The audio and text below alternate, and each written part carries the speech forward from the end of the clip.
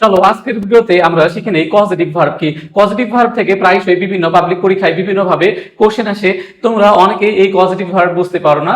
আজকের ভিডিওটি দেখার পর আশা করি পজিটিভ ভার্ব কি বিষয় তোমরা ইজিলি বুঝতে পারবে। তো তোমরা এভাবে মনে রাখবে, যে বাক্যের কর্তা নিজে কাজ না করে অন্যকে দিয়ে কাজ করায় সেই বাক্যের ভার্বই হচ্ছে পজিটিভ ভার্ব। তো এখানে দেখো একটা প্রশ্ন দেওয়া আছে, my mother makes me take the medicine. তাহলে এখানে মেক্স কি ভার্ব? দেখো যে auxiliary verb, weak verb, strong verb নাকি পজিটিভ ভার্ব। এটা কিন্তু বিগত সালে আসে একটি প্রশ্ন। তাহলে দেখো my mother makes me take the medicine. তাহলে দেখো আমার মা আমাকে ওষুধটি খাওয়ায়। দেখো আমার মা আমাকে ওষুধটি খাওয়ায়। দেখো মা খাওয়াচ্ছে কাকে? দেখো আমাকে। তাহলে মা নিজে কাজ না করে আমাকে দিয়ে কাজটি করাচ্ছে। তাহলে দেখো যে কর্তা নিজে কাজ না করে বাক্যে অন্যকে দিয়ে কাজ করাচ্ছে।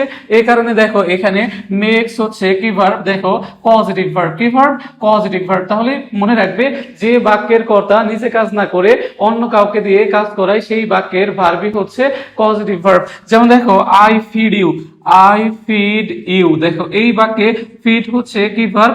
Positive verb. দেখো আই ফিড ইউ, কারণ দেখো আমি তোমাকে খাওয়াই। দেখো আমি না খেয়ে দেখো যে তোমাকে খাওয়াচ্ছি। তাহলে এইখানে এই বাক্যে ফিড হচ্ছে কি ভার্ব?